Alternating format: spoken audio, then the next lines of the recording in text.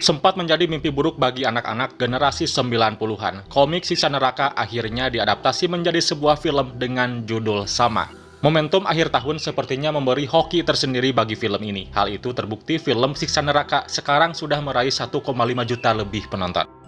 Ya, film ini terinspirasi dari sebuah komik terkenal karya MB Rahimsyah. Gua masih ingat, dulu komik ini bisa kita temukan di penjual-penjual dekat sekolah dasar.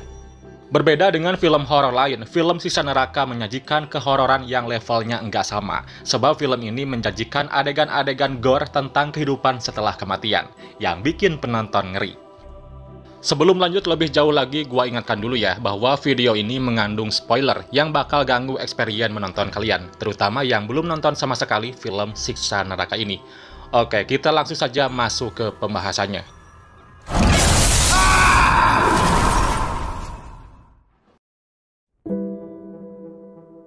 Ya, Siksa Neraka mengisahkan tentang beragam jenis siksaan yang diterima manusia di neraka, sesuai dengan perbuatan mereka selama hidup di dunia.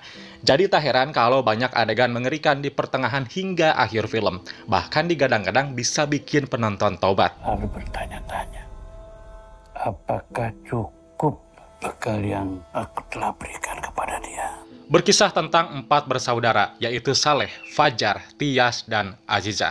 Mereka adalah anak dari seorang ustadz muda yang terpandang di desa.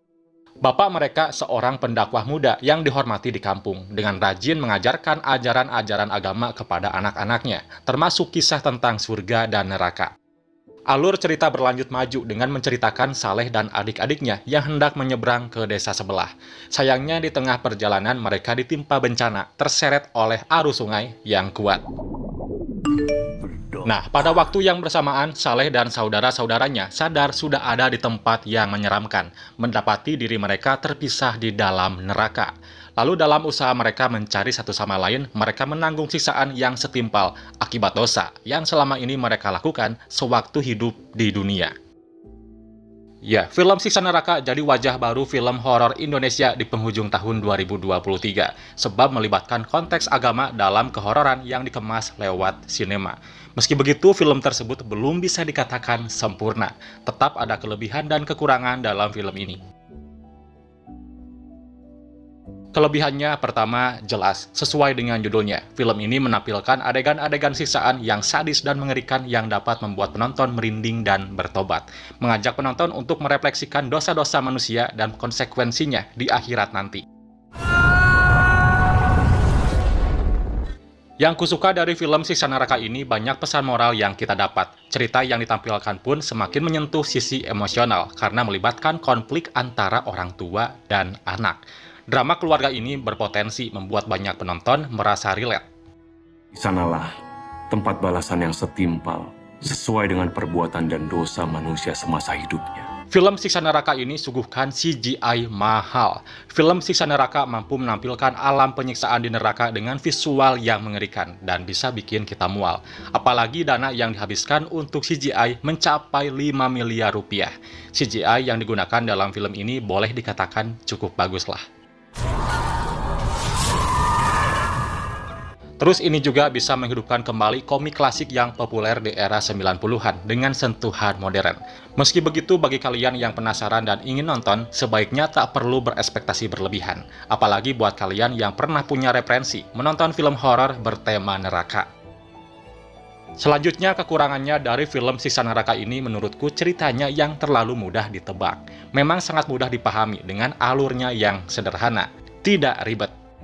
Terus minim dan kurang jelasnya informasi antara dosa yang dibuat dengan siksa neraka yang didapat. Pemilihan dosa yang dibahas personally kurang memuaskan. Padahal kalau yang dijadikan sorotan adalah dosa-dosa yang umum di kalangan masyarakat saat ini. Pastinya orang bakal lebih tertarik untuk menonton. Kalau orang tua kehilangan anak, disebut apa? Ya, di sini ada karakter cewek bernama Tias. Tias diceritakan punya kelebihan yang tak lazim alias supranatural. Dia ini mampu merasakan jika seseorang yang meninggal adalah seorang pendosa akan disiksa di neraka. Kemampuan itu membuat heboh saat mereka sekeluarga tengah bertakziah ke rumah seseorang. Tias tiba-tiba mendapat penglihatan supranatural dan seketika berteriak-teriak, mengatakan bahwa mendiang bakal disiksa. Nah, penggambaran kemampuan istimewa seperti itu menurut gua sebetulnya terlalu vulgar. Apalagi dalam masyarakat kita tidak biasa seseorang memaparkan kesalahan, dosa, ataupun kekurangan orang lain, terutama yang masih hidup di depan orang banyak. Jadilah Ustadz Syakir ayahnya ini menentang dan membenci kemampuan anak perempuan tertuanya tersebut karena alasan religius, yaitu dianggap musyrik. Yang kurang suka di sini, sikap Ustadz Syakir kepada Tyas juga digambarkan terlalu keras dan mudah meledak. Ditambah lagi ketika kemarahan sang Ustadz dipicu nilai ulangan satu mata pelajaran Tyas yang buruk.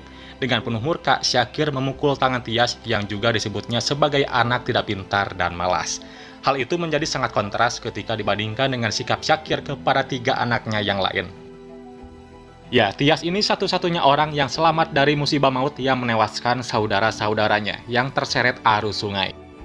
Seperti gua bilang, ceritanya ini memang mudah ditebak. Keempat anak Syakir nekat dan bencana pun terjadi. Mereka tergulung banjir bandang, yang sayangnya secara visual ditampilkan tidak terlalu meyakinkan. Kedalaman sungainya kayak dangkal gitu loh. Dari keempatnya cuma Tyas yang selamat, si anak istimewa ini. Tyas ditemukan selamat walau harus dirawat di rumah sakit karena kondisinya kritis. Di sanalah tempat balasan yang setimpal. Nah, setelah menghabiskan durasi hampir separuh waktu tayang film, cerita baru masuk ke menu utama, ya, penggambaran siksa neraka. Adegan siksa neraka ini digambarkan berbagai macam dosa, serta ancaman siksaan yang bakal diterima di neraka. Selain itu digambarkan pula bahwa setiap anak ustadz ternyata punya dosa dan kesalahan yang selama ini disembunyikan, dan baru diketahui kedua orang tuanya belakangan.